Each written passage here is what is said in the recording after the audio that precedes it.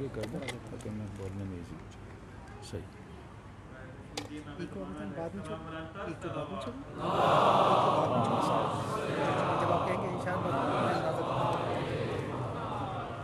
بار دیگر صلوات پڑھیں محمد.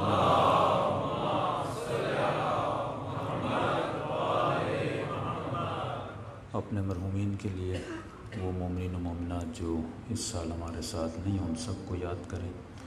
شہدائے ملت جعفریہ کو یاد کرتے ہوئے ایک مرتبہ سورۃ الفاتحہ. بسم اللہ الرحمن الرحیم. الحمد للہ ایاک نعبد و ایاک نستعین اهدنا الصراط المستقیم صراط الذین انعمت علیہم غیر المغضوب علیہم. بسم اللہ الرحمن الرحیم. قل هو اللہ احد اللہ الصمد. قل هو اللہ احد اللہ الصمد. قل هو اللہ احد اللہ الصمد. ربنا تقبل منا انک انت السمیع العلیم. بآواز بلند صلوات پڑھیں محمد.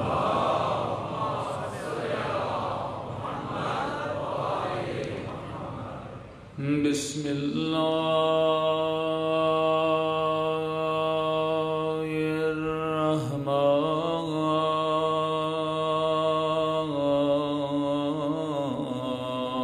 الرحیم.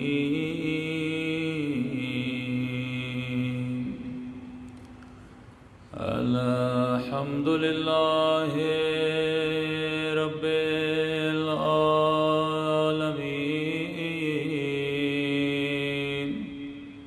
الحمد للہ کما هو اہلہ. الصلاۃ والسلام علی سید المرسلین وخاتم النبیین ابی القاسم محمد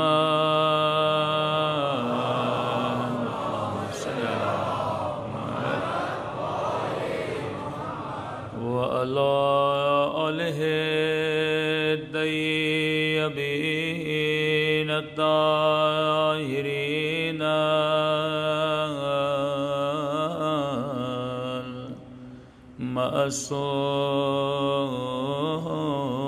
المعصومین. سب مل کے مستحب ہے کہ جب بلائیں بڑھ جائیں، بیماریاں بڑھ جائیں، تو یہ امام زمانہ کی جو دعا ہے پڑھی جائے سب مل کے. الہی عظم البلاء وبرح الخفاء وانکشف الغطاء وانقطع الرجاء وضاقت الأرض ومنعت السماء وأنت المستعان وإليك المشتكى وعليك المؤول في الشدة والرخاء. اللهم صل على محمد أولي الأمر الذين فرضت علينا طاعتهم وعرفتنا بذلك منزلتهم ففرج عنا بحقهم فرجا عاجلا قريبا كلمح البصر أو أقرب سب مل کے یا محمد یا علی یا علی یا محمد یا محمد یا علی یا محمد اکفیانی فإنکما کافیا وانصرانی فإنکما ناصرا یا مولانا یا صاحب زمان الغوث الغوث الغوث ادرکنی ادرکنی ادرکنی الساعة الساعة الساعة العجل العجل العجل یا ارحم الراحمین صلوات پڑھے محمد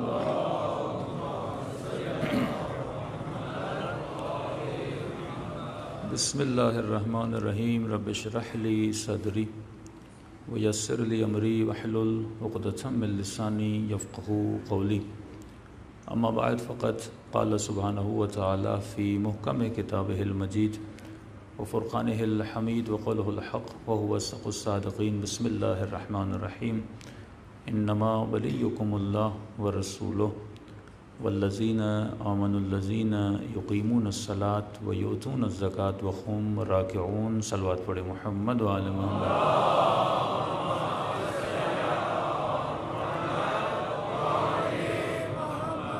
دعا ہے پروردگار عالم ہم سب کی عزاداریاں ماتم داریاں یہ 10 دن جو ہم نے غم امام حسین میں منائے ان تمام تر عبادتوں کو اپنی بارگاہ میں قبول فرمائیں اور جس مقصد زندگی اور حیات کی وجہ سے یہ مجالس بپا کی جاتی ہیں ان مقاصد میں بھی ہم سب کو کامیابیاں نصیب فرما دیں ایک مرتبہ قبولیت کے لیے بآواز بلند صلوات پڑھے محمد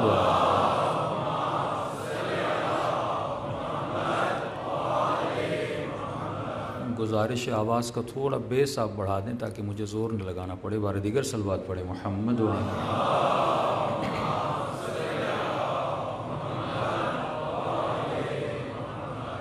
قرآن مجید کی وہ آیت جو آپ سب نے سنی ہوئی ہے یعنی ہر شیعہ بچے کو یہ آیت یاد ہے کہ انما ولیکم اللہ ورسولہ میں اللہ تمہارا ولی ہوں میرا رسول تمہارا ولی ہے اور تیسرا وہ تمہارا ولی ہے جو حالت رکوع میں زکوٰۃ دیتا ہوا نظر آ جائے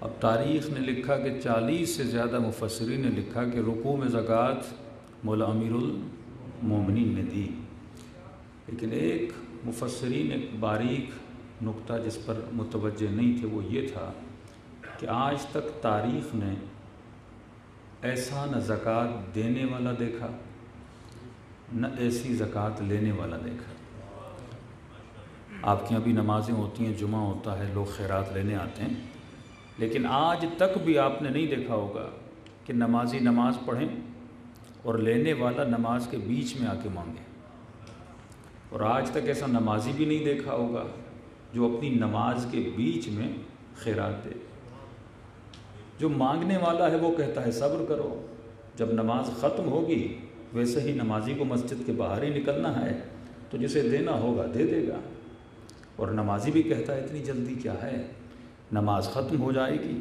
اور مجھے اگر کسی فقیر کو دینا بھی ہے تو میں دے دوں گا لیکن فرما اس واقعے میں ایک چیز بڑی عجیب تھی کیونکہ آج تک کسی فقیر کے تصور میں بھی نہیں جاتا کہ کوئی نمازی نماز کی حالت میں دے گا، وہ بھی ویٹ کرتا ہے۔ نہ آج تک کسی نمازی نے یہ سوچا ہے کہ کوئی فقیر نماز کے بیچ میں آ کر مانگے گا۔ تو علماء فرماتے ہیں لگ ایسے رہا تھا کہ فقیر نمازی کو جانتا تھا اور نمازی فقیر کو جانتا تھا، دونوں ایک دوسرے کے مزاج کو جانتے تھے۔ اور جب میرے معصوم سے پوچھا مولا لینے والا کون تھا، تو امام نے فرمایا لینے والا جبرائیل تھا، دینے والے علی مرتضیٰ تھے۔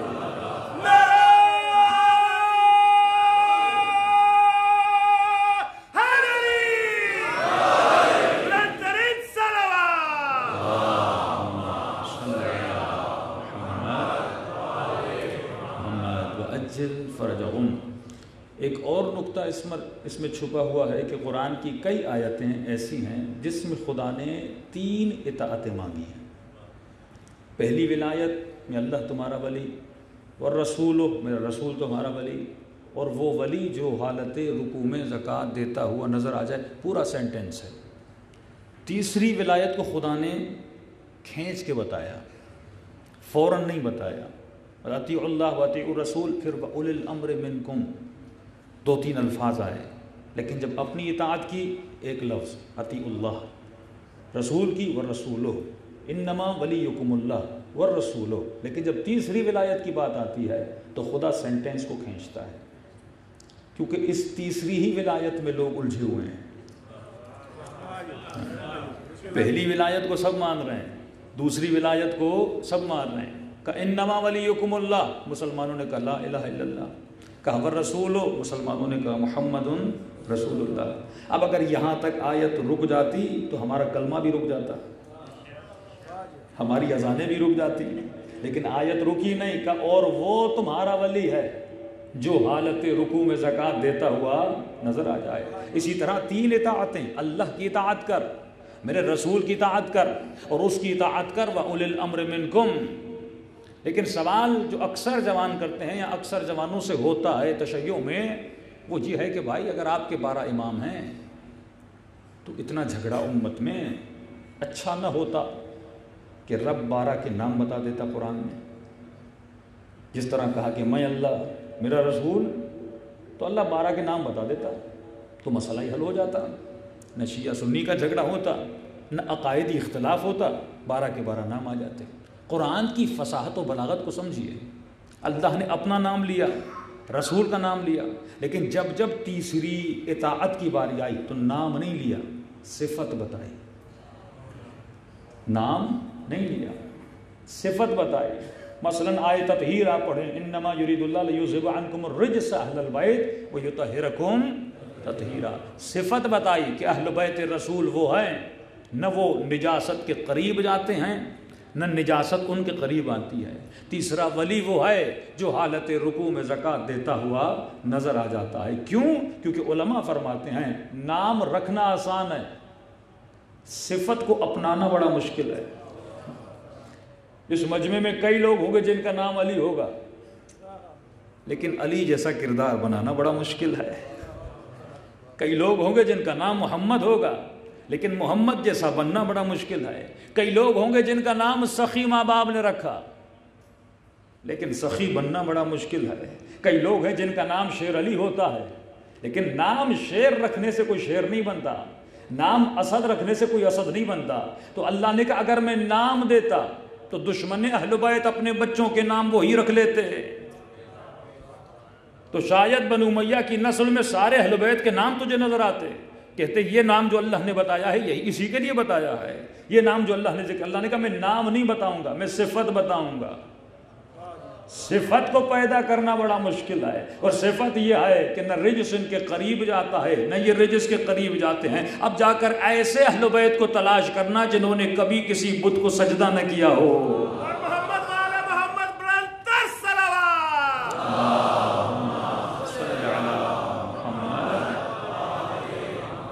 فرمایا وارث نبی وہ ہوگا جو باب مدینۃ العلم ہوگا۔ اب علی کا نام رکھ لینا آسان ہے، لیکن علی جیسا سلونی والا دعویٰ کرنا تو بڑا مشکل ہے نا۔ صفت کو پیدا کرنا بڑا مشکل ہے. کتنی بھی دنیا کوشش کر لے لیکن علم امامت کو اپنے پاس تو نہیں رکھ سکتی نا. کتنی بھی دنیا نام رکھ لے لیکن امیر المؤمنین جیسا علم تو کسی کے وجود میں نہیں آ سکتا نا, زہد تو کسی کے وجود میں نہیں آ سکتا نا. تو اللہ نے کہا میں صفت بتاؤں گا, تم صفات سے پہچاننا کہ اہل بیت رسول کون ہیں.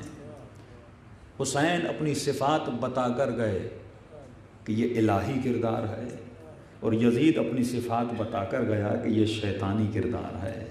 اب فیصلہ تمہارے اوپر ہے, کیونکہ سب سے مضبوط ترین جو پہچان ہوتی ہے وہ صفت کی پہچان ہوتی ہے. انبیاء ما قبل کو دیکھ لیں, تورات ہو انجیل ہو, خدا نے ہمیشہ صفت بتائیں. خود تورات میں لکھا ہوا ہے, خود انجیل میں لکھا ہوا ہے کہ جو آنے والا نبی ہوگا وہ اپنی مرضی سے کچھ بھی نہیں کہے گا, وہی کہے گا جو مرضی الہی کہے گی. اس کے اندر صفت امانت ہوگی, وہ امین ہوگا. اب پورے مکے میں ڈھونڈ لیں, محمد کے علاوہ کوئی اور امین ملتا نہیں ہے. کافر ہو کر بھی محمد کو امین مان رہا ہے, کیونکہ نام سے زیادہ صفت انسان کی پہچان کرواتی ہے. صلوات پڑھے محمد و آل محمد.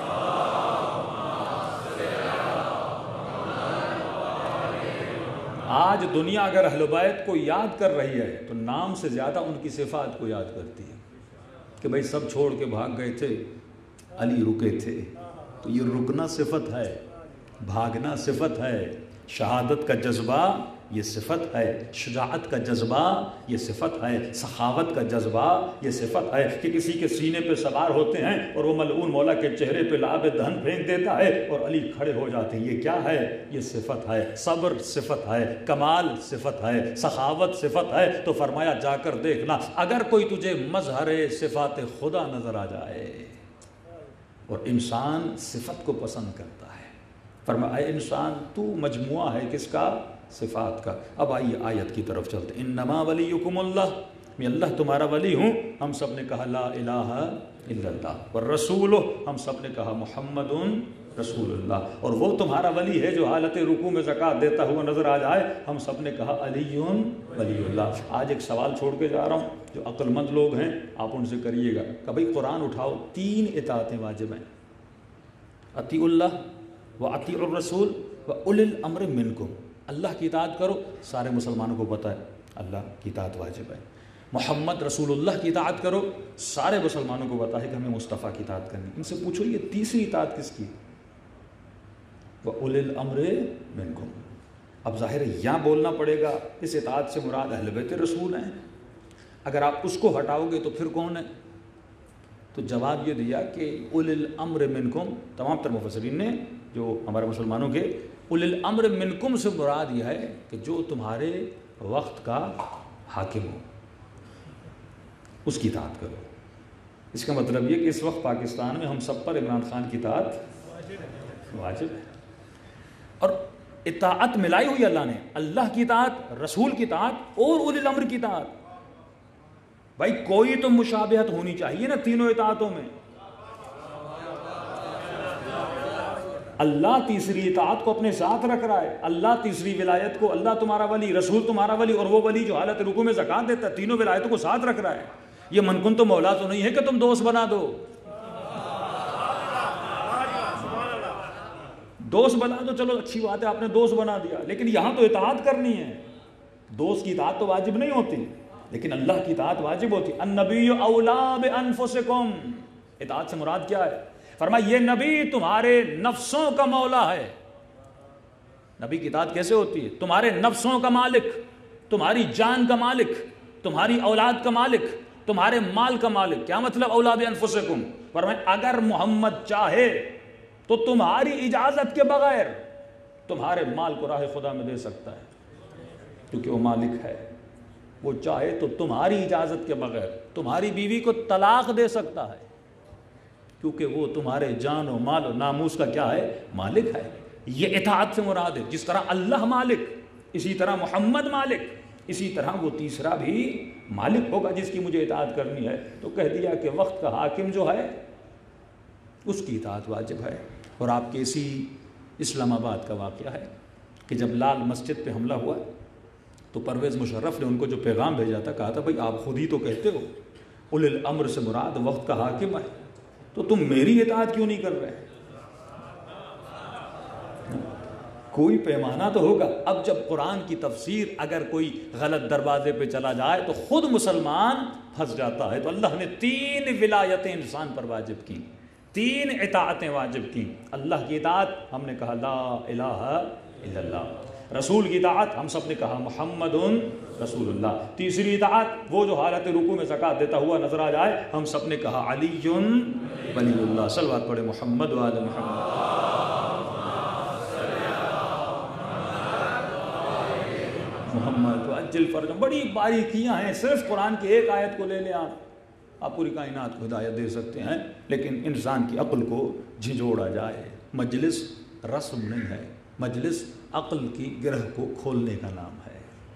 رسم ہوگی تو پھر عبادت نہیں ہوگی, لیکن اگر عبادت ہے تو عبادت کا مطلب یہ ہے کہ انسان کی عقل کو جھنجھوڑو, کیونکہ انسان کی پہچان ہی انسان کی عقل ہے, انسان کی پہچان ہی انسان کا شعور ہے. اب اس کو کہتے ہیں کہ جب آپ نے کہہ دیا نا کہ لا الہ الا اللہ محمد رسول اللہ علی ولی اللہ, یہ آپ کا بنا نظریہ کہ اللہ ولی ہے, یہ نظریہ بنا. محمد ولی ہے, یہ نظریہ بنا. امیر المؤمنین ولی ہے, یہ نظریہ بنا. لیکن ایک ہے پریکٹیکل, تھیوری اور پریکٹیکل. صرف نظریے سے کام نہیں چلتا. آپ نے مانا, یہ آپ کا عقیدہ نظریہ بنا, اس کو کہتے ہیں ولایت نظری. آپ نے نظریے سے مانا کہ میرا مولا, میرا آقا, میرا مالک جس کی اطاعت واجب ہے وہ اللہ ہے, رسول ہے, رسول کے بعد امیر المومنین کا وجود ہے.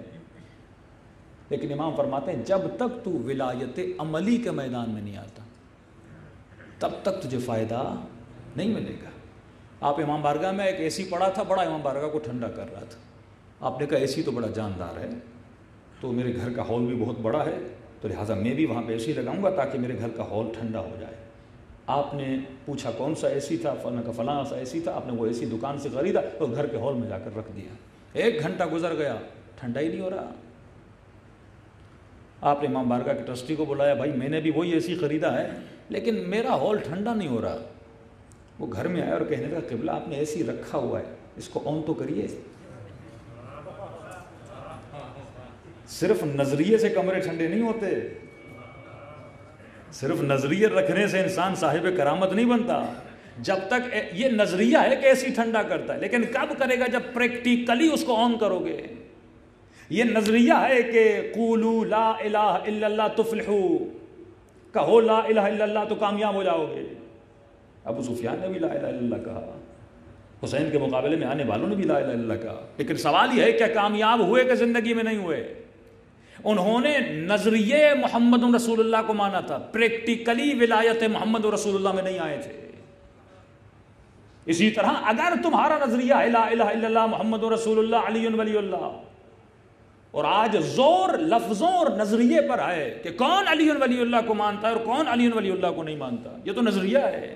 لیکن سوال یہ ہے کہ کیا تم ولایت عملی کے میدان میں بھی داخل ہوئے کہ نہیں ہوئے؟ سلمان جو ایمان کے 10 سے 10ویں درجے پر ہے, یہ درجات تھے ولایت کے. جب تک تم ولایت عملی کے میدان میں نہیں آتے. مولا کا چاہنے والا امام کی خدمت میں آیا, امام نے فرمایا کہ میری ولایت کو مانتا ہے؟ کہاں مولا. امام نے کہا تیرے اندر مجھے ولایت نظر نہیں آ رہی. مولا میں مانتا ہوں علی ولی اللہ, آپ کو رسول کے بعد اللہ کا ولی مانتا ہوں. امام نے فرمایا جب تو اعلان کرتا ہے نا کہ لا الہ الا اللہ, اس کا مطلب پوری دنیا کو کہتا ہے اب میرے اوپر اللہ کی حکومت ہے, محمد رسول اللہ اب میرے اوپر محمد کی حکومت ہے. جب کہتا ہے علی ولی اللہ, گویا تو اعلان کرتا ہے اور دنیا کو یہ کہتا ہے کہ آج کے بعد اگر میرے اوپر کسی کی حکومت ہے تو علی کی حکومت ہے, لیکن مجھے تیرے وجود پر علی کی حکومت نظر نہیں آتی. کہ مولا کس طرح ولایت عملی کے اندر داخل ہو جائیں. نظریہ اپنی جگہ, نظریے انسانوں کو آباد نہیں کرتے جب تک ان نظریوں پہ عمل نہ کیا جائے.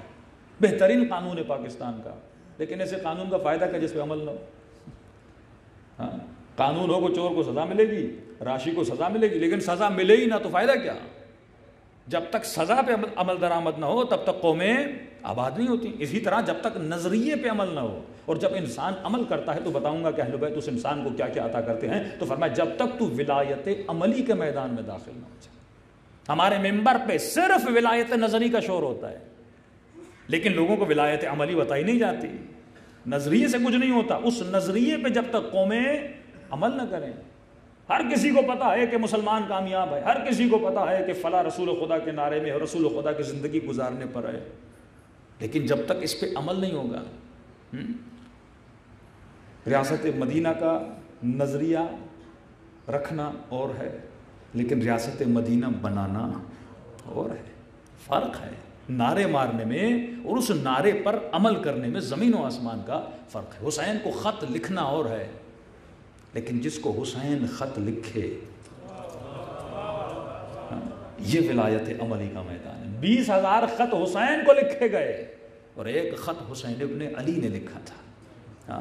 اس پہ کتنے لوگوں نے عمل کیا؟ تو اصل جو چیز ہے یہ ہے کہ تمہارے وجود میں ولایت عملی کتنی ہے، پریکٹیکلی ولایت تمہارے وجود میں کتنی ہے. مولا یہ ولایت کب آئے گی؟ فرمایا کہ انسان قرآن کی آیت پڑھ، لا یمسہ الا المطہرون.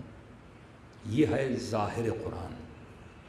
اس قرآن کو بغیر طہارت کے تو مس بھی نہیں کر سکتا. جب تو ظاہر قرآن کو بغیر طہارت کے مس نہیں کر سکتا تو باطن قرآن کو کیسے مس کر سکتا ہے؟ ہر چیز کی کنڈیشنز و شرائط ہوتی ہیں. دخول ولایت میں آنے کے لیے پہلی شرط ہے طہارت. جب تک تو پاک نہیں ہوتا ولایت عملی کے اندر نہیں آ سکتا. اللہ نے شرط رکھی، کنجیاں رکھی ہیں. پوری زندگی تو عبادت کرتا رہے، مجلسوں میں آتا رہے، ماتمداریاں کرتا رہے، اللہ اور نبی کا نام لیتا رہے، لیکن خدا نے شرط رکھی انما یتقبل اللہ من المتقین. میں اگر نماز قبول کرتا ہوں تو متقین سے. اس کا مطلب کچھ ایسے نمازی ہیں جو متقی نہیں ہیں، کچھ ایسے روزے دار ہیں جو متقی نہیں ہیں، کچھ ایسے لوگ ہیں جن کے وجود میں تقویٰ نہیں ہے. تو خدا نے شرط رکھی. اسی طرح شرط دخول ولایت یہ ہے کہ جب تک تمہارے وجود میں طہارت نہیں آ جاتی تب تک تو ولایت کے ڈور سے اندر داخل نہیں ہو سکتا. اور ابتدا طہارت کا پہلا درجہ یہ ہے کہ انسان اپنے کپڑوں کو پاک رکھا کرے. ابتدائی درجے بتا رہا ہوں آپ کو. پہلا درجہ یہ ہے کہ تمہارا لباس پاک ہونا چاہیے. بچوں کو بچپن سے سکھاؤ کہ اگر کپڑوں پہ نجاست لگ گئی تو نجس کپڑوں سے نماز کا ثواب نہیں ملتا، گناہ ہوتا ہے. مصلی پہ کھڑے رہو، اگر کپڑے نجس ہیں میں اللہ اکبر کر کے نماز پڑھنا شروع کر دوں، وہ نماز میرے لیے عذاب بن جاتی ہے. نجس لباس کے ساتھ مجلس میں آؤ گے تو ثواب کے بجائے گناہ لے کر جاؤ گے. کیوں؟ فرمایا جس طرح طہارت بہترین ارواح اور نورانی قوتوں کو اپنی طرف کھینچتی ہے، اسی طرح نجاست شیطانی طاقتوں کو اپنی طرف کھینچتی ہے. گندگی رکھی اس پہ مکھی آ کر بیٹھ جاتی ہے، لیکن شہد کی مکھی گندگی پہ نہیں بیٹھتی، پھولوں پہ بیٹھتی ہے. اگر تیرے وجود میں نجاست ہے تو فرمایا جتنی گندی طاقتیں ہیں یہ تمہاری طرف اٹریکٹ ہوتی ہیں، لیکن جب تمہارے وجود میں طہارت ہوتی ہے تو اللہ کی نورانی طاقتیں تیرے وجود میں کیا ہوتی ہیں؟ اٹریکٹ ہوتی ہیں. تو پہلا درجہ طہارت یہ ہے کہ اپنے لباس کو پاک کرو. اپنے بچوں کو سکھائیے کہ اگر لباس نجس ہے نماز نہیں ہوتی، عبادت نہیں ہوتی، مجلس نہیں ہوتی. پہلا درجہ ہے لباس کو پاکی. دوسرا درجہ ہے کہ بدن کو نجاست سے بھی پاک کرو. صرف کپڑے پاک نہ ہوں بلکہ تمہارا بدن بھی پاک ہو، خون لگا ہوا ہو، ظاہری نجاست لگی ہوئی ہو تو بدن کو پاک کرو. تیسرا درجہ دخول طہارت میں، لیکن اس درجے کو بیان کرنے سے پہلے کیونکہ دونوں کا آپس میں ربط ہے، بدن ظاہری بات کر رہا ہوں، ظاہری طور پہ بدن پاک ہو. اب مثال کے طور پہ کسی مومن کو غسل واجب ہو گیا، کچھ مسائل کی وجہ سے جلدی نہا نہیں سک رہا، رفع غسل نہیں کر پا رہا، تو اس کے لیے کیا ہے؟ یہاں پر بھی معصوم فارمولہ بتاتے ہیں. جو خواتین جن پہ غسل واجب ہے یا نجاست کی حالت میں ہیں، کیونکہ نجاست گندی چیزوں کو اپنی طرف کھینچتی جو آپ کو نظر نہیں آتی. کئی بچوں پہ اثرات ہوتے ہیں، کئی بچیوں پہ اثرات ہوتے ہیں کیونکہ والدین نے سکھایا نہیں ہے کہ تمہیں ہمیشہ پاک و پاکیزہ رہنا ہے. لیکن کبھی کبھی مجبوری ہوتی ہے، شرعی مجبوریاں ہوتی ہیں کہ انسان نجاست کی حالت میں رہتا ہے. اس حال میں کیا کیا جائے؟ بازو فرماتے ہیں مثلا اگر غسل جنابت واجب ہے یا خواتین پر غسل واجب ہے لیکن خود کو پاک و پاکیزہ نہیں کر پا رہی تو کیا کرنا ہے؟ فرمایا اس حالت میں ہمیشہ وضو کے ساتھ رہا کرو. مثلا غسل جنابت میں کھانا کھانا مکروہ ہے، پانی پینا مکروہ ہے. اب میں نہا بھی نہیں پا رہا کچھ مجبوریوں کی وجہ سے، لیکن بھوک بھی لگی ہے، پیاس بھی لگی ہے، تو کروں تو کیا کروں؟ بازو فرماتے یہاں پر وضو کر لے. تو وہ کراہت جو ہے وہ کیا ہو جائے گی؟ رفع ہو جائے گی. تو پہلی طہارت لباس کی، دوسری طہارت ظاہری جسم کی، تیسرا درجہ جو معصوم فتح اس کا ربط بھی اس کے ساتھ. فرماتے ہیں ہمارے چاہنے والے ہمیشہ دائم الوضو رہتے ہیں، ہمیشہ وضو کی حالت میں ہوتے ہیں.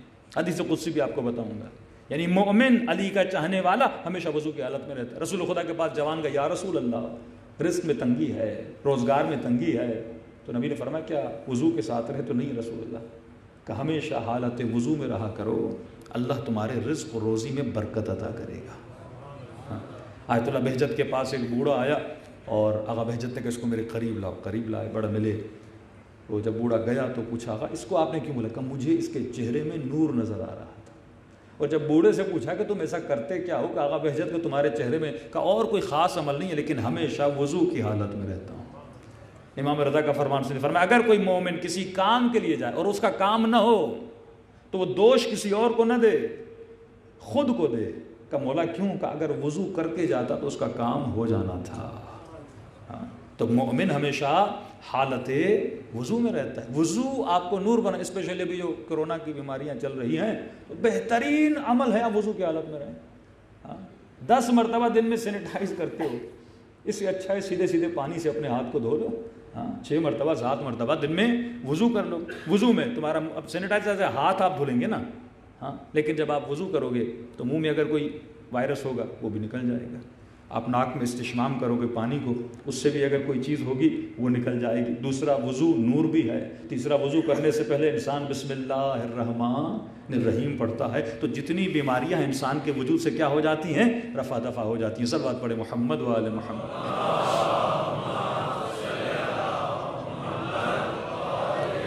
محمد وجل فرم. تو فرمایا ہمارا چاہنے والا ہمیشہ کیا رہتا ہے؟ دائم الوضو رہتا ہے. حدیث قدسی سنیے، اللہ کی آواز آتی ہے میرے بندے.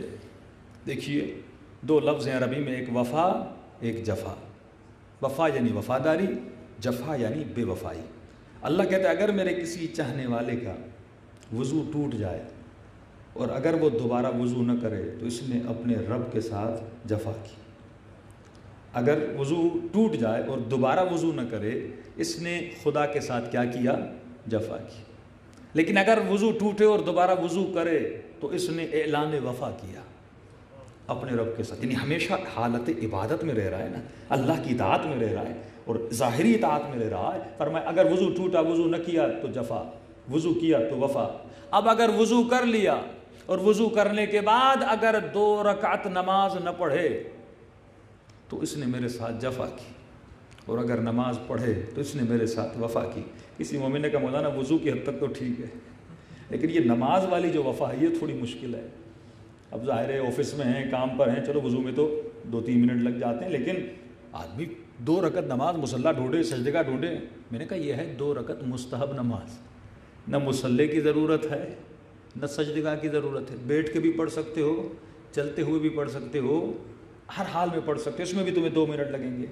مستحب نماز کسی بھی حال میں آپ پڑھ سکتے ہیں. آپ نے وضو کیا، آپ چل رہے ہیں، اللہ اکبر کہتے ہیں، تھوڑے سے ہاتھوں کو اٹھائیں، اللہ اکبر، ایسے ہی کھڑے رہیں، الحمد پڑھیں، قل واللہ پڑھیں. جب رکوع کی باری آئے تھوڑا سا گردن کو جھکائیں، پھر گردن کو اوپر کریں، پھر سجدے کی باری آئے تھوڑا سا سر کو جھکا لیں. 2 منٹ آپ کو لگیں گے. آپ چلتے چلتے اللہ سے وفا بھی کر کے چلے جائیں گے. صلوات پڑھیں محمد و آل محمد.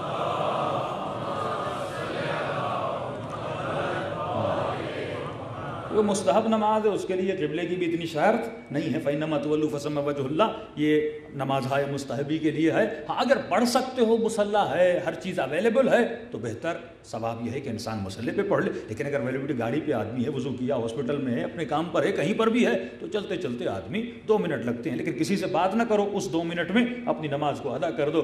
تو کہا وضو ٹوٹا، وضو کیا تو وفا کی، وضو کیا 2 رکعت نماز پڑھی تو وفا کی. اگلا جملہ بڑا نورانی ہے. اب اگر 2 رکعت نماز پڑھ لی، اب اگر مجھ سے دعا نہ کرے تو جفا کی. وہ صلا بھی دیتا ہے، وہ کریم رب ہے. وضو ٹوٹا، وضو کیا تو وفا کی، وضو نہ کیا تو جفا کی. 2 رکعت نماز نہ پڑھی تو جفا کی، 2 رکعت نماز پڑھی تو وفا کی. اب اگر نماز پڑھنے کے بعد مجھ سے کچھ مانگتا نہیں تو بھی جفا کی، اور اگر مجھ سے کچھ مانگتا ہے تو وفا کی. اگلا جملہ اور نورانی. اب اگر میں اپنے بندے کی دعا کو قبول نہ کروں تو میں نے اس سے جفا کی.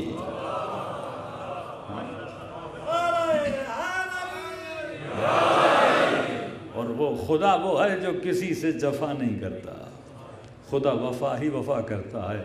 سادے سادے نسخے ہیں جس سے انسان کی زندگی سنور جاتی ہے, زندگی بن جاتی ہے. اور ہمیشہ حالت اب وضو کی حالت میں سوئے تو پوری رات عبادت, وضو کی حالت میں چلے تو پورا دن عبادت, اور وضو کی حالت میں اگر موت آ جائے تو اس سے نورانی موت کوئی ہو نہیں سکتی, کیونکہ من یمت یرنی, جو بھی مرے وہ علی کی زیارت کرتا ہے. تو جب تم ذریعہ حسین کی زیارت کے لیے جاتے ہو تو باوضو ہو کر جاتے ہو نا. جب ذریعہ معصومہ قم کی زیارت کے لیے کسی حرم میں بے وضو جاتے ہو, ہر حرم میں وضو کے ساتھ جاتے ہو, تو مجھے تو میری موت کا پتہ نہیں, کبھی بھی آ سکتی ہے. تو ہمیشہ وضو کے ساتھ رہو, کیونکہ زیارت علی کبھی بھی ہو سکتی ہے. صلوات پڑھے محمد و آل محمد.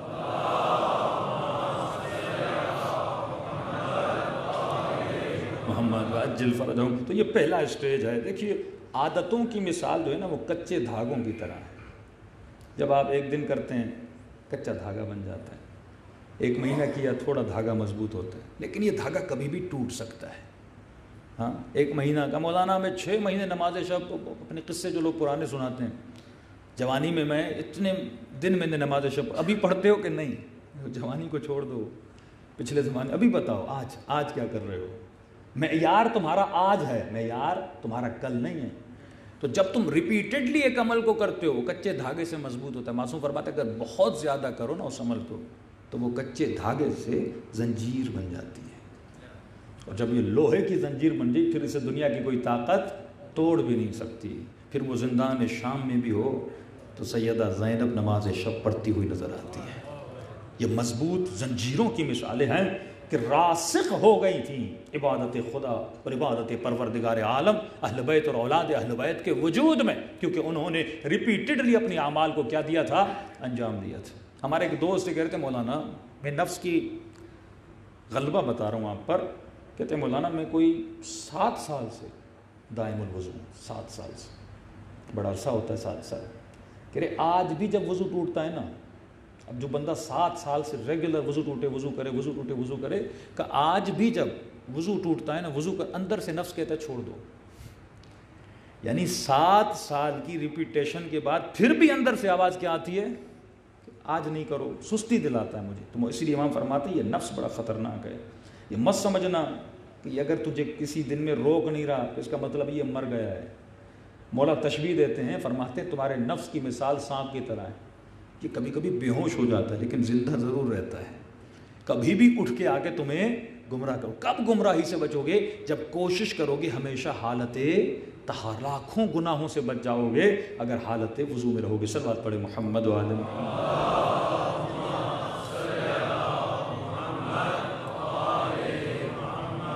بار دیگر صلوات پڑھے محمد.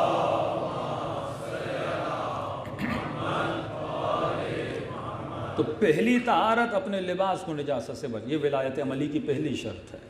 دوسری شرط ولایت عملی کی اپنے بدن کو بھی نجاست ظاہری سے کوشاں رہو, کوشش کرو بچا کے رہو. وہ ایلیمنٹس, وہ اسباب جن کی وجہ سے نجاست بنتی ہے, ان ایلیمنٹس کو اپنے گھروں سے ریموو کر دو. ہاں, مثلاً آپ طہارت کر رہے ہیں, مختلف پائپس گھر میں ہوتے ہیں, کوئی پریشر پائپ ہوتا ہے نا, تو وہ جب نجاست سے ٹکراتا ہے تو پھر نجاست کیا ہوتی ہے, ریٹرن ہوتی ہے. تو ایسے ایلیمنٹس, ہم ان چیزوں پہ غور نہیں کرتے. گھر لیا جناب نے, گھر بنا لیا اور ہم اسی گھر کو یوز کیے جا رہے ہیں. آپ چیک کرو کہ وہ جگہیں جہاں پہ نجاست کا خدشہ ہے, کوئی ایسی چیز تو نہیں ہے, ٹیکنیکل ایسی چیز تو نہیں ہے کہ جس سے بچہ نجس ہو جائے, جس سے میں نجس ہو جاؤں, زحمت میں پڑ جاؤں. تو کوشش کریں ایسے اسباب کو پیدا کریں جس سے طہارت بڑی آسانی سے ممکن ہو, جس سے انسان کی نجاست آسانی سے ممکن ہو. ان اسباب کو گھر سے ریموو کرنا انسان پر کیا ہے, واجب ہے. صلوات پڑھے محمد و آل محمد.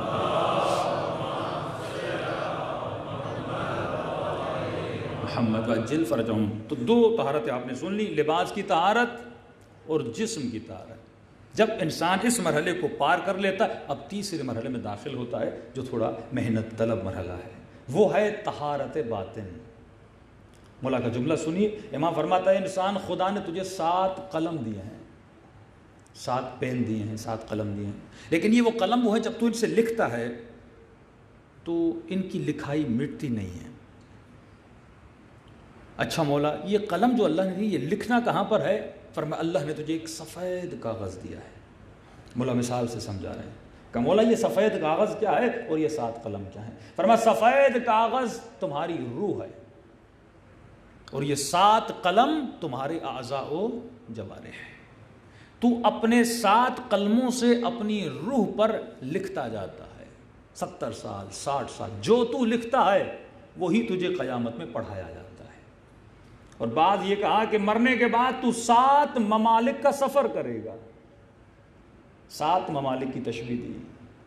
7 بلدان سے گزرے گا. یہ کون سے 7 ممالک ہیں؟ فرمایا تمہارے 7 اعضاء کے ممالک ہیں. مثلا ایک ملک آنکھ کا ہے, ایک ملک زبان کا ہے, ایک ملک کان کا ہے, ایک ملک شکم کا ہے, ایک ملک اعضاء نکاح کا ہے. ان سے تو گزرے گا. جو جو تم نے ان سے کیا ہے وہ تجھے دکھایا جائے گا. اب تمہاری مرضی ہے تو اپنے قلم سے لکھتا کیا ہے. آنکھ قلم ہے, یہ تمہاری مرضی ہے کہ اے جماعہ اس قلم سے حسین کا گریہ لکھ, اس قلم سے زیارت عاشورہ لکھ, اس قلم سے قرآن کی تلاوت لکھ, یا اس قلم سے نگاہ حرام لکھ. یہ تیرے اختیار میں ہے. لیکن یاد رکھنا جب یہ سفید کاغذ خراب ہو جاتا ہے تو پھر اس کو بنانا بڑا مشکل ہوتا ہے. اس کی مثال علماء اخلاق اس طرح دیتے ہیں کہ اگر جوانی میں آپ نے کوئی گناہ کیا ہو اور آپ نے پھر توبہ کر لی کہ پروردگارہ میں نے بڑی خطا کی تھی مجھے معاف فرمانا, لیکن فرمایا جو تم نے دیکھا وہ مٹے گا تو نہیں نا. توبہ کا مطلب یہ تو نہیں کہ وہ سین, وہ سینری, وہ باتیں تمہارے ذہن سے ریموو ہو جاتی ہیں. نہیں, گناہ کی معافی ہے, لیکن جو تم نے دیکھا ہے وہ پوری زندگی عذاب بن کے تمہارے ذہن میں رہے گا, اور شیطان جب چاہے کہ اسے تمہارے سامنے لا کر کھڑا کر دے گا, تمہارے ذہن کو نجس کر دے گا. اسی لیے فرمایا اے جوان کوشش کیا کرو, کوشش کیا کرو کہ یہ جو قلم اللہ نے دیا ہے اس سے اچھی چیزیں لکھا کرو. تو طہارت کا تیسرا دروازہ یہ ہے کہ انسان اپنے باطن کے اعضاء کو بھی نجاست سے بچایا کرو. اگر ظاہری نجاست لگ جائے تو یہ پانی سے مٹتی ہے, لیکن اگر آنکھوں سے گناہ کرو اور آنکھیں نجس ہو جائیں, یہ دنیا کے پانی سے نہیں مٹتے, یہ آنکھوں کے پانی سے مٹتے ہیں. یہ توبہ کے آنسوؤں کے پانی سے اس گناہ کو مٹایا جاتا ہے. لیکن سوال یہ ہے کہ انسان تو کب آنکھوں کے گناہوں سے بچے گا, تو کب زبان کے گناہوں سے؟ پہلے یہ سنو کہ آنکھوں کے گناہ کون سے ہیں, زبان کے گناہ کون سے ہیں, کانوں کے گناہ کون سے ہیں. بڑے بڑے علماء نے محنت کی, شہید دستغیب نے کتاب گناہان کبیرہ, کتاب قلب سلیم, نماز شب, یہ کتابیں کس کے لیے؟ ہمارے لیے ہیں. جہاد اکبر, یہ کتابیں پڑھیں تاکہ مجھے پتا چلے کہ مجھے اپنے وجود کو کیسے پاک کرنا ہے. میرے گھر میں سوشل لوجی کی کتاب تو پڑھی ہوئی ہے, میرے گھر میں میتھمیٹکس کی بک تو پڑھی ہوئی ہیں, بایولوجی کی کتابیں تو پڑھی ہوئی ہیں, لیکن کوئی ایسی کتاب نہیں ہے جس سے میں یہ سیکھوں کہ مجھے اپنے باطن کو پاک کیسے کرنا ہے. سینیٹائزر کرو گے تمہارے ہاتھ پاک ہو جائیں گے, لیکن باطن کو کس چیز سے پاک کیا جاتا ہے؟ یہ غم امام حسین, یہ آقا حسین کا گریہ, یہ آنسوؤں کا بہنا, یہ دعائے کمیل کے آنسو, یہ وہ قطرات ہیں جو تمہارے باطن کی نجاست کو کیا کرتے ہیں؟ پاک کرتے ہیں. تو فرمایا کہ باطن کی نجاست کا پہلا قلم یا پہلی کھڑکی یا پہلی ونڈو یا پہلا دروازہ جو یا جنت کی طرف کھلے گا یا جہنم کی طرف کھلے گا, وہ پہلا دروازہ تمہاری آنکھ کا دروازہ ہے. اے انسان کبھی آنکھوں کو نجاست میں مبتلا نہ کرنا. اے جماعہ اگر نگاہ حرام پڑ بھی جائے تو پہلی نگاہ کیونکہ ارادی نہیں ہے, حلال ہے, لیکن دوسری مرتبہ دیکھنا حرام ہے کیونکہ تو اپنے ارادے سے دیکھتا ہے. جب دوسری مرتبہ ارادے سے دیکھتا ہے تو شیطان تمہارے ارادے میں کیا ہو جاتا ہے؟ انوالو ہو جاتا ہے. اسی لیے فرمایا جب بھی نگاہ حرام پڑے یا آنکھوں کو آسمان کی طرف بلند کرو یا آنکھوں کو زمین کی طرف بلند کرو, تو ہر وہ نگاہ جو تو بلند کرتا ہے خدا 70 نیکیاں تمہارے نام اعمال میں لکھ دیتا ہے. 18 علماء فرماتے ہیں اتنے گناہ آنکھوں سے ہوتے ہیں, اور یہ آنکھیں کھڑکی ہیں نا, دیکھیے یہ ونڈو ہیں, جتنے بھی آپ کے اعضاء ہیں یہ ونڈو ہیں. آپ ان سے چیزوں کو امپورٹ کرتے ہو اپنے وجود کے اندر, تصویروں کو اپنے دماغ میں ڈالتے ہو, ہاں قرآن کو اپنے دماغ میں ڈالتے. امام حسین کی زری کی زیارت کر کے آئے, وہ تصویر آپ کے کہاں گئی؟ آپ کے مائنڈ میں جاتی ہے. پھر رات کو سوچتے ہو, پورے مائنڈ کی کیلکولیشن ہوتی ہے. اچھی چیزیں ڈالو گے, یہ بھی غذائے روح ہے. جس طرح بدن کو گندی غذا دو گے تو بدن بیمار ہو جاتا ہے, کولیسٹرول کے مریض ہو جاتے ہو, مختلف بیماریوں کا شکار ہو جاتے ہو. اسی طرح اگر تم اپنے آنکھوں سے جو تصویریں, جو باتیں, جو صورتیں اپنے ذہن میں ڈال رہے ہو, اگر وہ گندی صورتیں ہیں تو تم اپنے وجود کو نجس کر دیتے ہو. تو فرمایا علی والا ہمیشہ اپنی آنکھوں پر کنٹرول کرتا ہے. یہ کنٹرول بھی ایک صفت ہے، اس پہ میں بعد میں آؤں گا. کئی سال پہلے میں نے آپ کو یہ بات بتائی تھی کہ رسول خدا جب ایک جگہ سے گزر رہے تھے تو نبی نے کیا دیکھا؟ عرب کے بڑے بڑے بہادر بڑے بڑے پتھر اٹھا رہے ہیں. کسی نے کہا یا رسول اللہ یہ بڑے بہادر ہیں. نبی نے فرمایا ان سے بڑا کوئی بزدل نہیں. کیوں یا رسول اللہ؟ کا پتھر کا وزن کتنا ہے؟ 50 کلو، 40 کلو، 60 کلو.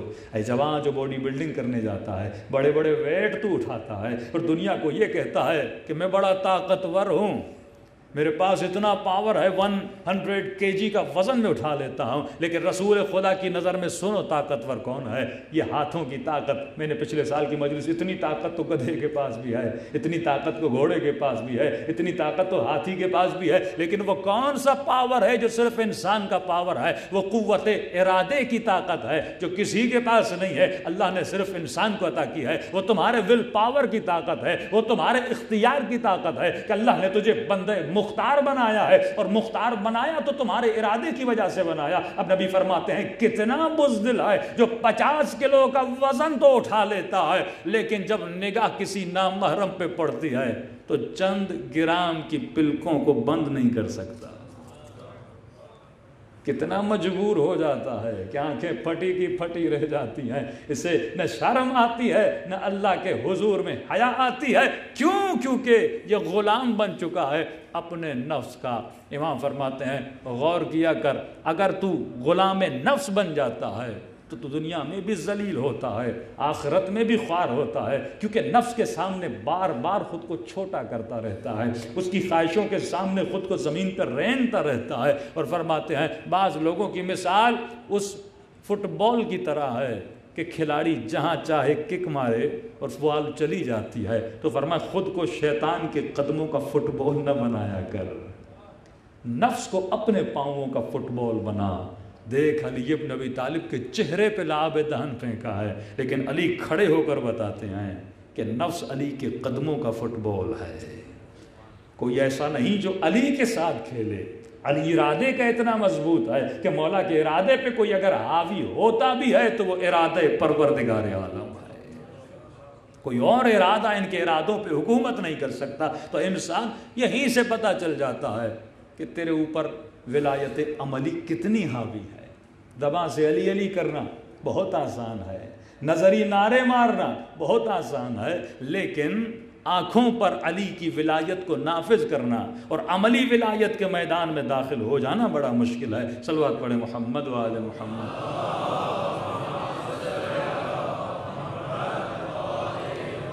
مؤجل فرجم. تو آج جو جوانوں کے سامنے ہے، ایک موبائل ہے مثلا، ایک ٹی وی ہے، انٹرنیٹ ہے، تو اس میں ہزاروں قسم کے شیطانی گمراہ کرنے والے حربے ہیں.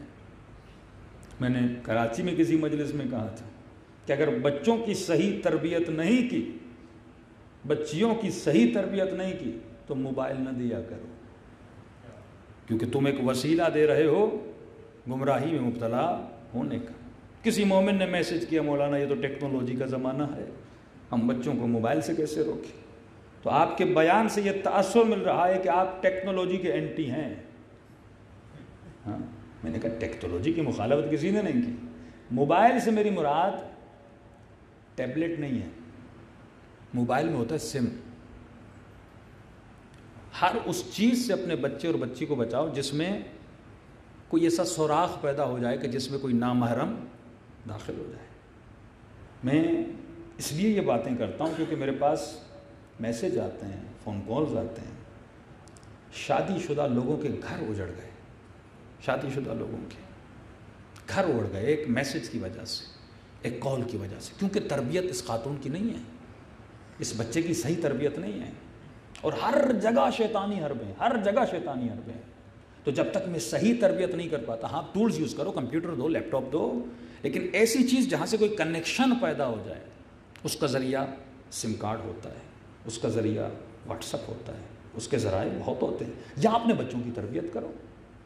یہ جو پرائیویسی کا کانسیپٹ ہے نا، ویسٹرن کانسیپٹ، کہ باپ اگر بچے کے کمرے میں بھی جائے نوک نوک کر کے جائے، اور اگر ایسے چلا جائے تو بابا آپ نے میری پرائیویسی خراب کر دی، میری اجازت کے بغیر آپ نے میرا لیپ ٹاپ کیسے کھولا، آپ میری پرائیویسی کے اندر ان ہو گئے. آپ میرے موبائل کے اندر ان ہو گئے، اس کا مطلب اس گھر میں ولایت نہیں ہے۔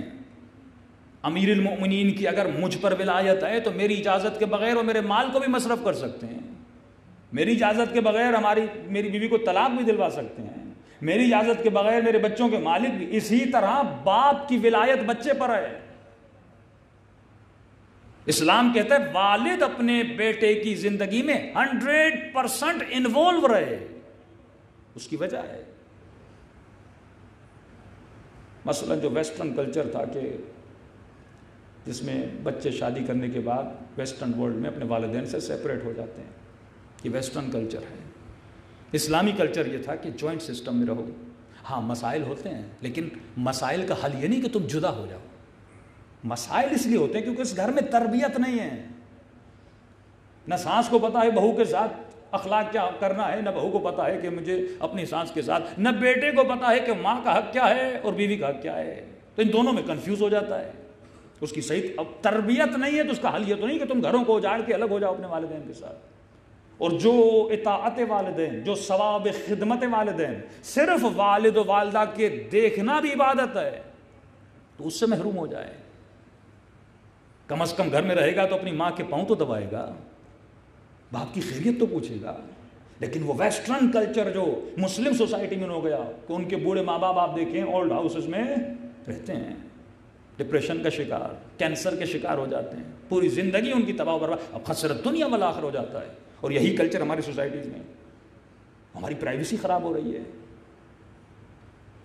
تو پہلے کیا ہوتا تھا کہ جو بچیاں شادیاں کرتی تھی، ظاہر ہے اب ایک بچی نے شادی کی، پریگننٹ ہو گئی، اب اسے تجربہ تو نہیں ہے نا کہ بچہ پیدا ہوتا ہے، بچے کو بیماری کیا ہوتی ہے، ہاں اس کا علاج کیا ہے، تو فوراً گھبرا جاتے ہیں اس ڈاکٹر کے پاس اس ڈاکٹر کے پاس، اور ایک خاتون کا تو اس طرح بچہ مر گیا۔ لیکن وہ خاتون جو اپنی سانس کے ساتھ رہتی ہے یا اپنی بوڑھی ماں کے ساتھ ہوتی ہے، تو ان بوڑھی ماؤں کو، دادیوں کو تجربہ ہوتا ہے، ایکسپیرینس ہوتا ہے کہ بچے بیمار ہوتے ہیں تو بچے کے لیے کیا کرنا ہے، ہاں ٹوٹکے ان کو آتے ہیں تو بچے بچ جاتے ہیں جو ان گھروں میں رہتے ہیں۔ دوسرا جو مرد اور بیوی بھی جاب پہ لگ گئے تو بچے کو سنبھالے کون؟ پہلے تو یہ تھا کہ دادی سنبھال لیتی تھی، پھپھو سنبھال لیتی تھی، خالہ سنبھال لیتی تھی۔ تو اسلام کا جتنا نظام ہو، اکنومیکلی بھی آپ کے فائدے میں، اخلاقاً بھی آپ کے فائدے میں، آپ کی زندگی میں اس میں سکون بھی آتا ہے، پیس بھی آتا ہے۔ لیکن یہ جو کانسیپٹ ہے کہ میں نے کہا کہ والد میرے کمرے میں داخل نہ ہو جائے، میری پرائیویسی ہے، میری موبائل میں داخل نہ ہو جائے، میرے لیپ ٹاپ کو چیک نہ کرے، مجھ سے پوچھے بھی نہیں کہ تم کس کے ساتھ گھومنے گئے تھے، میری پرائیویسی ہے، میری لائف ہے۔ تو اب اس جوان کو زندگی گزارنے کا تجربہ تو نہیں ہے، جیسا میں 20 سال میں تھا ویسا میں 30 سال میں تو نہیں ہوں نا، ان 10 سال میں مجھے اتنا تجربہ۔ تو وہ والد جو 50 کا ہے، 60 کا، اس نے دنیا کی ہر برائی اور اچھائی کو دیکھا ہوا ہے۔ وہ بیٹر اپنے بچے کو گائیڈ کر سکتا ہے کہ میرے لال فلاں سے دوستی نہ کرنا، فلاں جگہ پہ نہ جانا، یا آج جو تم شہوتوں میں پڑے ہوئے ہو، موبائل کے غلط تعلقات میں اور غلط دوستیوں پڑے ہوئے ہو، ہم بھی ان چیزوں سے گزر چکے ہیں، اس میں کچھ بھی نہیں ہے، تمہاری زندگی تب یہ وقتی مزہ ہے۔ تو اگر اچھا گائیڈ کرے، مولا فرماتے ہیں عقل مند انسان وہ ہے جو دوسروں کے تجربے سے فائدہ لیتا ہے۔ بھائی ایک راستہ ہے جس میں کھڈے ہیں، میں آپ کو بتا رہا ہوں اس راستے میں کھڈا ہے، عقل کا تقاضا کیا، آپ میری بات کو سنو نا۔ لیکن جو بے وقوف کہتا ہے میں جا کر دیکھوں گا کھڈا ہے تو کتنا گہرا ہے، بھائی دیکھنے سے کیا ہوگا، تمہاری زندگی تباہ و برباد ہو جائے گی۔ تو اگر والد اور والدہ اس بیٹی اور بیٹے کی زندگی میں انوالو نہ ہو تو ان کی زندگیاں تباہ و برباد ہو جاتی ہیں۔ جو ہم نے آزادی کے نام پہ، فریڈم کے نام پہ اپنے بچوں کو چھوٹ دی ہوئی ہے، تو ان بچوں کی دنیا بھی تباہ ہوتی ہے، ان بچوں کی آخرت۔ اور ان بچوں کو سمجھائیے، ڈانٹیے مت، مثالیں دے کر سمجھائیے۔ انشاءاللہ اگلی مجالس میں آئے گا کہ جس کا ایک صفت ولایت اہل بیت کی ہے کہ آپ اپنے وجود میں اپنے نفس کی عزت نفس، سیلف رسپیکٹ کو بڑھائیے۔ تو جب تک اولاد کی سیلف، مثلا ایک بچی یونیورسٹی سے آتی ہے، کہتی ہے کہ وہاں تو کوئی دوپٹہ نہیں پہنتا، مثلا حجاب نہیں کرتا، تو آپ مجھے کیوں کہہ رہے ہیں میں حجاب کروں؟ تو آپ اس کو سمجھائیں کہ جو حجاب کرتا ہے اللہ کے نزدیک اس کی عزت ہوتی ہے، اس کی سیلف رسپیکٹ ہوتی ہے۔ اور یہ جو حجاب نہیں کر رہی، یہ اپنی سیلف رسپیکٹ اس کی نہیں ہے، اس کے اندر عزت نفس نہیں ہے۔ کیا تجھے قیامت کے سامنے اپنے نفس کی عزت کو بڑھانا نہیں؟ اس کا ایک ریزن ہے کہ بیٹی یہ دیکھو، آج کیونکہ اس میں بھی آؤں گا کہ آج کوشش کی جا رہی ہے کہ شریعت کو کلچر بنایا جائے. مثلا آپ لبنان چلے جائیں گے, کچھ ایسی کنٹریز ہیں جہاں پہ خواتین مقنعہ سر پہ برقع مقنعہ پہنتی ہیں, لیکن نیچے آپ دیکھیں گے تو جینس پہنی ہوئی ہے. اسی اسلام آباد میں بھی ہوگا, بعض یونیورسٹیز میں آپ نے دیکھا ہوگا, ٹائٹ لباس پہنا ہوا ہے لیکن سر بھی ڈھانپا ہوا ہے. اس نے سر شریعت کی وجہ سے نہیں ڈھانپا, فیشن کی وجہ سے ڈھانپا ہے. تو اس نے کیا کوشش کی, یہی جوان جس کو باپ کہتا تھا داڑھی رکھو داڑھی رکھو, داڑھی نہیں رکھ رہا تھا, اور جب کسی ہالی ووڈ کے بالی ووڈ کے بڑے ایکٹر نے داڑھی رکھی, اس نے داڑھی رکھنا شروع کر دی. اب خوش ہو گیا کہ باپ بھی راضی, شیطان بھی راضی. ہاں, بابا بھی راضی ہو گئے, یونیورسٹی جا رہا ہوں, فیشن ہے, 4 لڑکوں نے رکھا ہوا تو میں بھی داڑھی رکھ رہا ہوں. وہ داڑھی جو خدا کے لیے رکھی جائے اس پر رحمت ہے, لیکن جو داڑھی شیطان کے لیے رکھی جائے اس داڑھی پہ لعنت ہے. کیونکہ الاعمال بالنیات, تو کس کے لیے رکھ رہا ہے, پروردگار عالم کے لیے یا زمانے کے لیے؟ تو آج کوشش یہ کی جا رہی ہے کہ شریعت کو کلچر بنایا جائے, اور جب کلچر بن گیا تو مختلف فیشن آ جائیں گے, حجاب اس طرح کیا جائے اس طرح کیا جائے, لیکن شریعت میں حدود ہیں. شریعت کہتے ہیں میری حد سے تجھے باہر نہیں نکلنا. اگر میری نماز صبح 2 ہے تو 2 پڑھنی ہے, 3 پڑھی تو تیرے اوپر لعنت ہے. کیونکہ شریعت اللہ کی مرضی کا نام ہے, تیری مرضی کا نام نہیں ہے. اگر تو اپنے وجود پہ اہل بیت کی ولایت کو, ولایت کا مطلب یہ ہے کہ اپنے وجود پہ مرضی خدا کو نافذ کرے. تو آج سب سے بڑا فقدان یہ ہے کہ ہمیں پتہ ہی نہیں اس بچے کے اندر سیلف رسپیکٹ کو کیسے بڑھانا ہے. صلوات پڑھے محمد و آل محمد.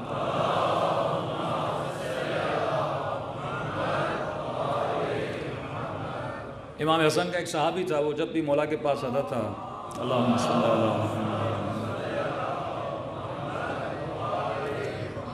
یہ مولا کا مزاحیہ صحابی تھا. جب بھی آتا تھا کچھ ایسی باتیں کرتا تھا, امام حسن مسکراتے تھے. تو ایک دن آیا, امام نے کہا بتاؤ زندگی کیسی گزر رہی ہے؟ اس نے کہا مولا مسئلہ ہے. کہ کیا مسئلہ ہے؟ کہ مولا جیسی اللہ چاہتا ہے ویسی بھی نہیں گزر رہی, جیسی شیطان چاہتا ہے ویسی بھی نہیں گزر رہی, اور جیسی میں چاہتا ہوں ویسی بھی نہیں گزر رہی. امام حسن مسکرائے. کہ کیا مطلب؟ کہ مولا اللہ یہ چاہتا ہے کہ زندگی ایسی گزاروں جیسے وہ چاہتا ہے, تو کبھی ایسی گزارتا ہوں کبھی نہیں گزارتا, تو پوری زندگی اللہ کی مرضی پہ گزار بھی نہیں پا رہا, مطلب کبھی نماز تو کبھی جھوٹ. اور شیطان یہ چاہتا ہے پوری زندگی اللہ کی مخالفت میں گزاروں, ایسی بھی نہیں گزر رہی. کبھی آپ کے پاس آ جاتا ہوں, کبھی مسجد میں چلا جاتا ہوں, کبھی غلط کام بھی کر لیتا ہوں, اور میں یہ چاہتا ہوں مجھے کبھی موت آئی نہ. ایسا بھی نہیں ہو سکتا مولا, ایک دن مجھے مرنا ہے. تو انسان کا حال یہ ہے, نہ اللہ کو راضی کر پا رہا ہے, نہ شیطان کو راضی کر پا رہا ہے, نہ خود کو راضی کر پا رہا ہے. اب سنو مولا کا بہترین جملہ. امام فرماتے دیکھو لوگوں کو اگر خوش کرنے چلے نا تو لوگ ایک فرد کا نام نہیں ہے, لوگ ایک مجموعے کا نام ہے. اسی امام بارگاہ میں اگر 200 لوگ بیٹھے ہیں نا, اور میں چاہوں کہ 200 کے 200 مجھ سے خوش ہو جائیں میری مجلس سے, یہ ممکن نہیں ہے. کسی کو فضائل پسند, کسی کو تبرہ پسند, کسی کو اخلاقی باتیں پسند, کسی کو کہانیاں پسند, کسی کو زیادہ مسائل پسند. اب میں سب کو راضی کرنے پر آؤں تو بہت مشکل ہے. تو مولا نے کہا اگر تو دنیا کو راضی کرنا بھی چاہے نا یہ ناممکن ہے, کیونکہ ہزاروں لوگ ہیں, تو کس کس کو راضی کرے گا. اس لیے بہترین فارمولہ یہ, تو ایک کو راضی کر لے. ہاں, ایک کو راضی کرنا بڑا آسان ہے. صرف پروردگار عالم کو راضی کر تو تمہاری دنیا بھی آباد ہو جائے گی, تمہاری آخرت بھی آباد ہو جائے گی. صلوات پڑھے محمد و آل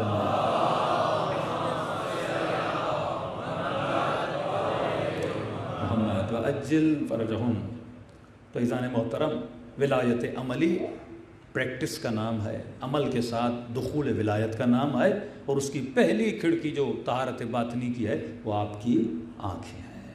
اس جوان کو بتاؤ کہ آنکھوں کا گناہ کیا ہوتا ہے. اگر اس کے نفس کی تہذیب ہو گئی, اب یہ آزاد ہے, اس کو پتہ ہے کہ برائی کیا ہے, اس کو پتہ ہے کہ اچھائی کیا ہے. دوسری طہارت اس کا میں آج اشارہ کروں گا, وہ ہے زبان کی طہارت.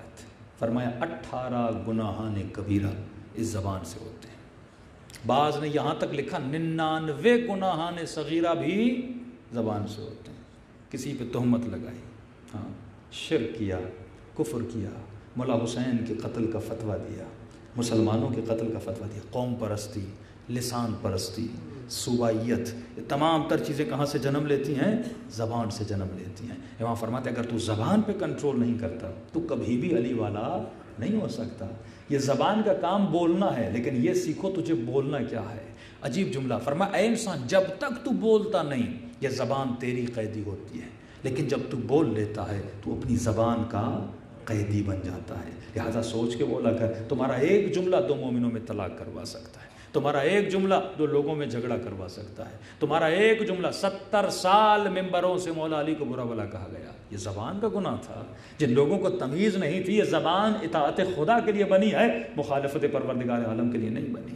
جو آج زبانیں یزید کی حمایت میں نکل رہی ہیں، یہ گناہ کس کا ہے؟ زبان کا گناہ ہے۔ آج نعرے بلند کیے جا رہے ہیں بھائی محرم میں شادیاں کرو۔ ہاں، مشہور مفتی ہے، مفتی سے زیادہ ٹک ٹاکر ہے وہ، کہتا ہے شادیاں کرو محرم میں، اور فائدے گنوا رہا ہے۔ ہاں، شادی مول سستے ہوتے ہیں، اکنومیکلی فائدہ ہے۔ دوسرا، شادی کرو گے ثواب ملے گا، بدعت ختم ہو جائے گی۔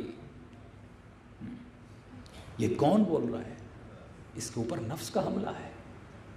یعنی جو دن میں 5 مرتبہ نبی کا کلمہ پڑھے اور اسے پتا بھی ہو کہ ان 10 دنوں میں نبی کا گھر اجڑا ہے، ہاں، کچھ بھی نہیں ہو انسانیت کے ناطے، ہاں، تمہارے نبی کی نواسیوں کو اجاڑا گیا، ہاں، بچیوں کو تماچے لگے۔ حدیث سے ہیں کہ نبی روئے تھے، جناب اسماء سے منسوب، اتنی حدیثیں ہیں۔ لیکن جب انسان گمراہ ہوتا ہے تو زبان سے ایسی باتیں کرتا ہے، یعنی اپنی دنیا میں لعنت کو دعوت دیتا ہے کہ میرے اوپر برس۔ ایسے لوگ، کسی کا باپ مر جائے کہ اپنی بیٹی کی شادی کروائے گا اس دن؟ اور کسی نے اچھا لکھا کہ اگر تمہارا باپ مر جائے نا اس دن اپنی بیٹی کی شادی کروانا، اس دن بھی تمہارا خرچہ نہیں ہوگا، بڑی سادگی سے شادی ہوگی، اور اسی کھانے میں اپنی بیٹی کا ولیمہ بھی کر دینا۔ ہاں، تو جب تم دنیا میں ایک انسان کے مرنے پر ایسے کام نہیں کر سکتے تو فرزند رسول، نواسے رسول، اور صرف ہم عزاداری مناتے تو آپ ہمیں دوش دے سکتے تھے۔ آپ آل رسول کو کیوں نہیں دیکھتے؟ امام حسین کے بیٹے، ان کے بیٹے، ان کے بیٹے، یہاں تک امام حسن العسکری تک جتنے بھی آل رسول گزرے ہیں، کیوں نہیں ان کی ہسٹری پڑھتے؟ کیوں حضرت رضا امام حسین کے نواسے ہیں نا؟ کیوں جب محرم کا مہینہ آتا ہے اپنے سر سے امامہ اتارتے ہیں، بازاروں میں چلتے ہیں، لوگ پوچھتے ہیں فرزند رسول کیا ہوا ہے؟ فرماتے ہیں کربلا میں میرے حسین کو مارا گیا۔ کس بندے نے خوشیاں منائی تھیں؟ تاریخ اٹھا کر دیکھو کن لوگوں نے کربلا کے بعد اپنے بچوں کی شادیاں کروائی تھیں؟ بنو امیہ تھے۔ تبرکت بھی بنو امیہ، زیارت عاشورہ کا جملہ کہ آج کے دن کو بنی امیہ نے مبارک سمجھا تھا، بالکل اسی طرح جس طرح جناب حمزہ کے جگر کے چبانے کے بعد آکلت الاکباد انہوں نے خوشیاں منائی تھیں، نواسے رسول کو مارنے کے بعد خوشیاں منائی تھیں۔ اور ذرا تاریخ پڑھ تو صحیح کہ نواسے رسول کے ساتھ کتنا ظلم کیا گیا۔ کہ فرماتے چند قتل عرب میں ایسے تھے جو اسلام نے حرام کیے تھے۔ ایک قتل یہ تھا کہ یہ کسی کو پھنسانے کے لیے ایک جال بچھاتے تھے، کھڈا کھودتے تھے، وہ جب بندہ اس جال کے اوپر آتا تھا تو نیچے گر جاتا تھا۔ یہ عرب اسے اتنے پتھر مارتے تھے کہ وہ پتھروں کے لگنے سے مر جاتا تھا۔ میرے چوتھے امام فرماتے میرے بابا بھی گودی قتل گاہ میں گرے، ان ظالموں نے اتنے پتھر مارے کہ بابا کبھی دائیں کروٹ بدلتے تھے، کبھی بائیں کروٹ بدلتے، گھنٹوں لگ گئے حسین ابن علی کو۔ اور صرف کربلا، نبی کی نواسیاں۔ تو جب انسان کے نفس کی تہذیب نہ ہو، اپنی زبان کا غلام بن جائے، اسے یہ پتہ نہ ہو کہ میں جو جملے نکال رہا ہوں اس سے رسول کو کتنی اذیت ہو رہی ہے، اس سے پروردگار عالم کے دربار میں اتنا گناہ کر رہا ہوں۔ ہماری روایتوں میں ہے کہ جب محرم کا چاند نظر آتا ہے اللہ ملائکوں کو بھیجتا ہے کہ جاؤ زمین پر اور میرے حسین کے بیٹے جو پردہ غیب میں ہے اس سے جا کر حسین کی قمیص لے کر آؤ، کرتا لے کر آؤ۔ ملائک جا کر امام زمانہ سے کرتا لیتے ہیں، فرماتے ہیں میرے مولا فرماتے ہیں اس کرتے کو عرش الہی پہ لگایا جاتا ہے۔ فرماتے ہیں ملائک جب اس خون بھرے کرتے کو دیکھتے ہیں، معصوم فرماتے ہیں اگر تم ملائکوں کا رونا سنو تو تمہارا جگر پھٹ جائے۔ صاحب عزا خدا بنتا ہے جس نے دین کے بچانے کے لیے اپنی جان کو قربان کیا، اس کی ہی عزت کو ہی نہ کرے تو یہ کوئی نئی بات نہیں ہے۔ مسلمانوں نے نہ رسول کی عزت کی، جنازہ پڑا رہا، نہ اس نبی کے بیٹی کی عزت کی، دربار میں کھڑی رہی۔ اور فرماتے ہیں جب پہلا تیر، سب سے پہلا زخم جو امام حسین کو لگا مولا کی پیشانی پہ پتھر کا لگنا تھا، اور جب مولا نے اپنی آستین سے خون کو صاف کرنا چاہا تو دوسرا تیر مولا کے سینے میں لگا تھا۔ فرماتے تیر نکالنا چاہتے تھے لیکن آگے سے نکل نہیں رہا تھا، حسین نے اپنی پشت سے اس تیر کو نکالا اور نکالنے کے بعد کہا میں وہ منگل کا دن بھول نہیں سکتا۔ تعجب نہیں ہے، کون سا منگل کا دن؟ میں وہ منگل کا دن بھول نہیں سکتا جب میری اماں زہرا پہ حملہ ہوا تھا۔ اس دن وہ بے احترامی نہ ہوتی جو مسلمانوں نے نبی کی بیٹی کی تھی، گھنٹوں گھنٹوں دربار میں کھڑا رکھا۔ اس دن اگر وہ بے احترامی نہ ہوتی تو آج حسین کی کربلا میں بے احترامی نہ ہوتی۔ یہ کڑیاں ہیں، کربلا ایک دن کا واقعہ نہیں ہے۔ اتنا قسی القلب مسلمان کیسے بنتا ہے، کب بنتا ہے، اس کے پیچھے پوری تاریخ ہے۔ کہ اتنا ظالم بن جائے کہ امام حسین نے 17 خطبے دیے، ہر خطبے میں بتاتے رہے مجھے پہچانو، جس کا کلمہ پڑھتے ہو میں اسی کا نواسا ہوں، فاطمہ کا بیٹا ہوں، علی کا بیٹا ہوں۔ کیا میں نے حلال محمد کو حرام کیا؟ کیا میں نے حرام محمد کو حلال کیا؟ میرا کوئی گناہ تو بتاؤ جو میں نے کیا ہو جب مجھے قتل کرنے آئے ہو۔ تو صرف بولا تو بغض علی بولا۔ فرمایا جب علی اکبر کو میدان میں بھیجا، جو لشکر کے بوڑھے تھے جنہوں نے نبی کو دیکھا ہوا تھا، کہنے لگے کہ حسین نے معجزہ کیا ہے، نبی کو میدان میں بھیج دیا ہے۔ عجیب سا لشکر میں تلاتم بپا ہوا۔ ابن سعد شمر پریشان ہوئے کہیں لشکر بکھر نہ جائے۔ ابن سعد نے کہا صبر کرو، ابھی اکبر اپنا تعارف کروائے گا، یہ سمجھ جائیں گے یہ نبی نہیں ہے، یہ کوئی اور ہے۔ اور جب تعارف کروایا حسین کے بیٹے نے، فرمایا انا ابن المصطفیٰ، میں مصطفیٰ کا بیٹا ہوں، انا ابن فاطمہ الزہراء، میں فاطمہ کا بیٹا ہوں، انا ابن حسین ابن العلی، میں حسین ابن علی کا بیٹا ہوں۔ میرے مولا فرماتے جیسے علی کا نام سنانا تو پورا لشکر علی اکبر پہ چڑھ پڑا۔ اتنی دشمنی علی سے، اتنی دشمنی اولاد علی ابن ابی طالب سے۔ یہ کیوں ہے؟ کیونکہ کچھ گندی زبانیں تھیں جنہوں نے 70 سال منبروں سے لوگوں کے دلوں میں بغض بھرا۔ کچھ گندے قلم تھے جنہوں نے جھوٹی روایتیں، جھوٹی حدیثیں لوگوں کے ذہنوں میں بھری۔ تو یہ زبان بڑی خطرناک ہے، انسان کو قاتل بناتی ہے، بے ادب بناتی ہے، بے حیا بناتی ہے۔ اور شکر خدا کرو کہ اللہ نے تجھے مجلس حسین نصیب کی تاکہ تمہارے بچوں میں ادب پیدا ہو جائے۔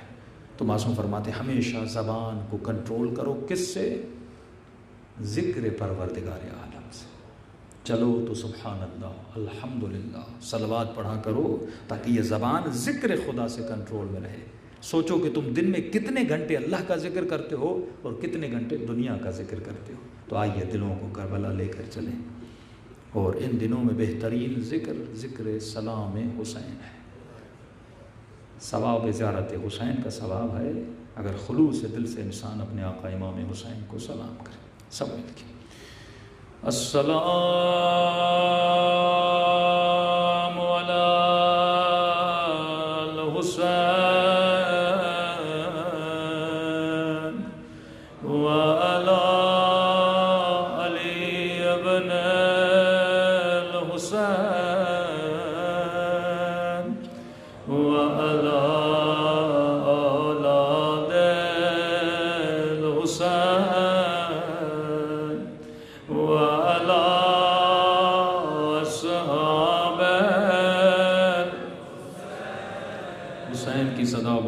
السلام علی الحسین وعلی علی ابن وعلی اولاد الحسین وعلی اصحاب عزیزو جیسے حسین حسین کریے جیسے کربلا میں زینب نے حسین حسین کیا بلند آواز سے السلام علی الحسین وعلی علی ابن وعلی اولاد الحسین وعلی اصحاب میرا سلام ہو زینب کی لٹی ہوئی چادر پہ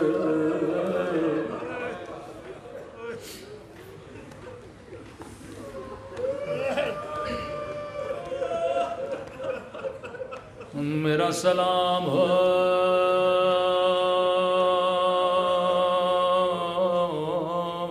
ننھے سے زخمی کانوں پہ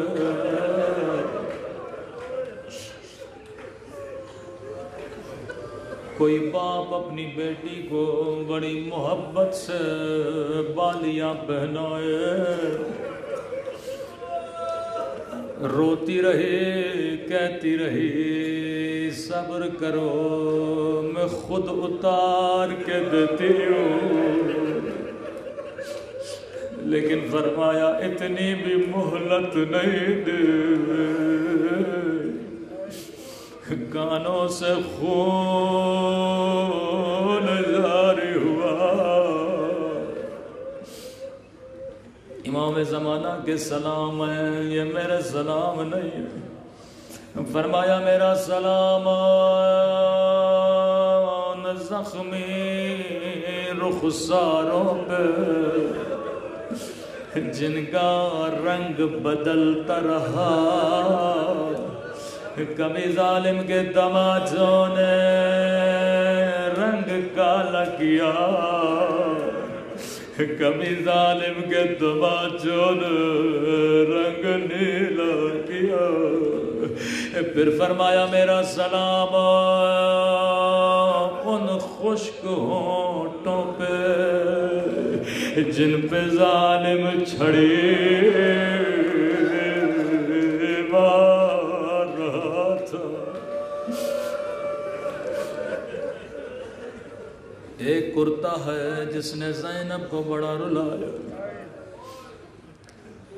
اگر کوئی دنیا سے چلا جائے دو چیزوں سے پہچانا جاتا ہے یا سر سے پہچانا جاتا ہے یا لباس سے پہچانا جاتا ہے لیکن بی بی زینب جب گودی قتل گاہ میں گئی بی بی کو کہیں حسین نظر نہیں آ رہا اللہ جانے بی بی کیا ڈھونڈ رہی تھی کیونکہ کسی شہید کے بدن پہ سر موجود نہیں تھا بڑی مصیبتیں دیکھی ہیں بی بی زینب نے سنو گے اس کرتے کی تاریخ کیا ہے جو آج عرش علا پہ آویزاں ہے جس کے لیے امام زمانہ فرماتے ہیں ہر روز نماز عصر کے بعد خدا مجھے میرے حسین کا کرتا دکھاتا ہے اے مومن تو پانی روتا ہے لیکن تیرا امام زمانہ خون روتا ہے 4 سال عمر ہے بی بی زینب کی 4 سال بی بی نے فرمایا فضا سب کو جانے کے لیے کہو، لیکن بس میری زینب کو بلا کے لاؤ۔ ننھی سی بچی ہیں، اماں کے قریب آتی، بی بی فرماتی ہیں زینب وہ صندوق لاؤ۔ اٹھتی ہیں، چھوٹا سا صندوق آ کر اماں کو دیتی ہیں۔ جناب زہرا نے صندوق سے پہلا کفن نکالا، فرمایا زینب یہ میرا کفن ہے، جب بابا غسل دے بابا کو یہ کفن دے۔ کیا گزری ہوگی بی بی زینب؟ اللہ کسی بچی کو ماں کا مرنا نہ دکھائے، اللہ کسی کو یتیمی کا غم نہ دکھائے۔ ماں نے دوسرا کفن نکالا، فرمایا زینب یہ تیرے بابا علی کا کفن ہے، ایک دن آئے گا حسن تجھ سے کفن مانگے گے۔ جی اماں، ایک مرتبہ بی بی زینب کو سیدہ نے تیسرا کفن دیا، کہا زینب یہ میرے حسن کا کفن ہے، ایک دن آئے گا حسین تجھ سے کفن مانگیں گے۔ بی بی زینب فرماتی ہے میں نے دیکھا اب صندوق خالی تھا، میں خوش ہو گئی، حسین کا کفن تو نہیں ہے، گویا میں حسین سے پہلے چلی جاؤں گی۔ ابھی زینب سوچ ہی رہی تھی، بی بی زہرا نے کہا زینب وہ کرتا لا کر دے، ایک وقت آئے گا جب دنیا تیرا حسین تجھ سے چھینے گی۔ یہ اماں کا سیاہ ہوا کرتا ہے۔